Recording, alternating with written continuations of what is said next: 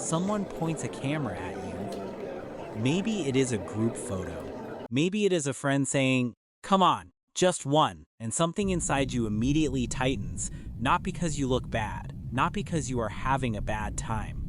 But the moment a camera appears, something changes. You are no longer just in the moment. You are aware of it, aware of how you look, who is going to see it, what version of you this is about to become. And the worst part is not even the camera. It is the 10 seconds after, when everyone crowds around the screen to approve it, and you are already somewhere else, already wishing the moment had just stayed what it was. The people who feel this most consistently are not antisocial, they are not hiding something, they are not arrogant, and they are almost certainly not as strange as the people around them have quietly decided. Something very specific is happening inside their brain, something that has far less to do with insecurity and far more to do with how a particular kind of mind experiences the world. There are 3 psychological reasons why certain people never post photos and never quite feel comfortable when a camera appears. 3 mechanisms, all running at the same time. By the end of this, all 3 will make sense. And the third one, that is the one nobody talks about, because it does not just explain the behavior, it explains why the people who feel this most intensely are often the ones experiencing their life most fully. Let's start beneath the surface. The moment someone raises a camera, your brain does something immediate. It shifts the experience from living to performing. Suddenly, your brain starts calculating how you look, who will see it, what they will think. And just like that, the moment is not something you are in anymore. For most people, this shift feels effortless, but for certain minds, it feels like something was replaced. The moment stops being something to inhabit, it becomes something to produce, and a brain wired for depth of experience, not performance, resists that switch automatically. That is mechanism 1. Psychologists actually have a name for what drives this. In 2014, researcher Linda Henkel published findings from a study now called the photo-taking impairment effect. 2 groups visited a museum. One group was told to observe the exhibits, the other was told to photograph them. The results surprised everyone.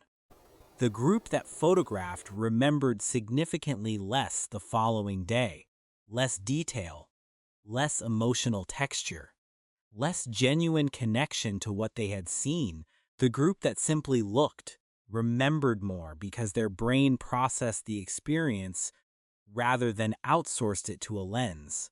Henkel's conclusion was precise. Photographing something signals to the brain that the memory has been externally stored, so the brain stops working to retain it internally. People who never post photos are not missing the moment. They are refusing to let the camera take it from them. That is mechanism 2. You remember moments differently, not as images, but as sensations, the quality of the light, the feeling in your chest, the weight of the moment as it was happening, because your brain made a decision to stay inside the experience instead of stepping outside it. But here is where it gets personal. A significant number of people who never post photos are not doing it just because they value privacy. They are doing it because being seen has cost them something before. What happens when something meaningful gets reduced to a single image, seen without context, interpreted without understanding? They know what that feels like. They know what it costs to offer something real to an audience that does not experience it, only evaluates it. So the resistance is not vanity, it is not shyness, it is protection. That is mechanism 3. And once you see it, you cannot unsee it. This is actually documented. There is a concept called context collapse, first formally examined by researcher Donna Boyd in her work on social media and identity, where a single image is simultaneously seen by every different audience in a person's life: family, Colleagues, old friends, strangers, all seeing the same thing, each interpreting it through a completely different lens. Boyd found that people most aware of this dynamic develop chronic low-level stress about how any shared content lands across multiple incompatible audiences all at once. For most people, this is background noise. For others, it is constant pressure, not because they are paranoid, but because they are more aware of how easily meaning gets distorted. There is something important to say about the other side. When someone shares a moment, and the person next to them quietly avoids every photo, it can feel like rejection, like the moment did not matter, like the connection was not real, even when that is completely wrong. But what they do not know is, the resistance was never about the moment, it is about the difference between living something and turning it into something that can be judged. And choosing one often means losing the other.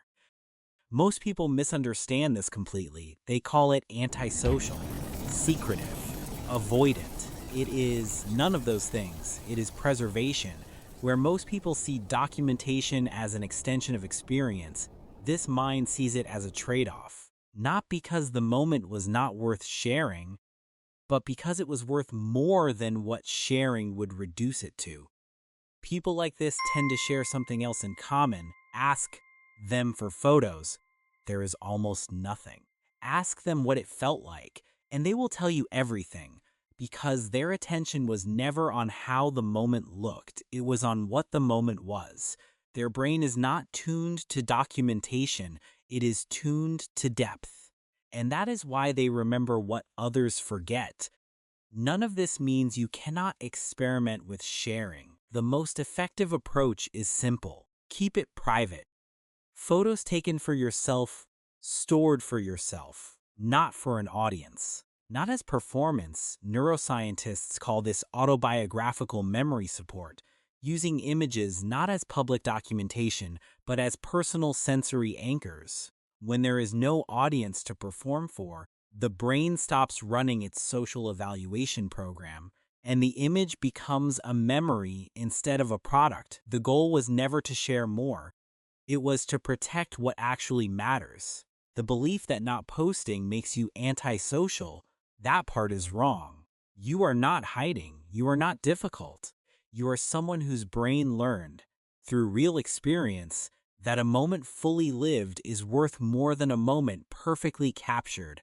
That is why you stand slightly outside the photo, and why you remember what it actually felt like long after everyone else is just scrolling. Some people collect photos of their life. You collect the life itself. And that was never something that needed fixing. If this gave you language for something you have felt for a long time, this channel is built for that. Psychology simplified. This is where it finally starts making sense.